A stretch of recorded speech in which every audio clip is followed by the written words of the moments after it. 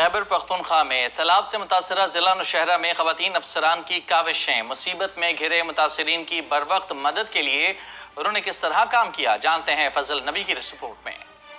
تم سے اپنا یہ وعدہ ہے میرے وطن، تجھ سے تیرے اندھیرے مٹائیں گے ہم۔ نوشہرہ کی 3 تحصیلوں اور کنٹونمنٹ بورڈ میں تعینات خواتین افسران سیلاب متاثرین کی خدمات میں سرگرم عمل ہیں۔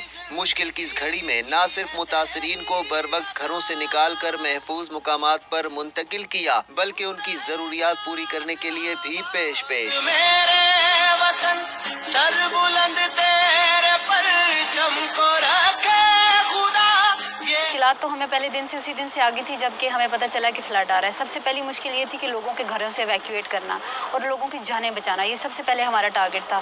اس کے لیے آپ کو پتہ ہے ہمارے پاس صرف 3 یا 4 گھنٹے کا ہمارے پاس ریئیکشن ٹائم تھا۔ سب کے لوگوں کو ہم نے نکالا، پرندوں کو نکالا، لائف سٹاک کو نکالا، اور بس الحمدللہ کہ ہم نے وہ ایک فیز ختم کر لی۔ نوشہرہ کی اے ڈی سی مس وزیر، اسسٹنٹ کمشنر تحصیل پبی مس ملیحہ سحر، تحصیل جہانگیرہ کی اسسٹنٹ مریم بختاور اور کنٹونمنٹ بورڈ کی چیف ایگزیکٹو آفیسر مس زوفیشا منظور دن رات سیلاب متاثرین کی بحالی کے کاموں میں مصروف۔ بحیثیت خاتون ہونے کے ایک ذمہ داریاں بھی بہت ہوتی ہیں آپ کے اوپر، جو ہے ایک تو کام کی ذمہ داری اور گھر والی بھی، ان کو مینج کرنا ایک سب سے بڑا چیلنج ہوتا ہے۔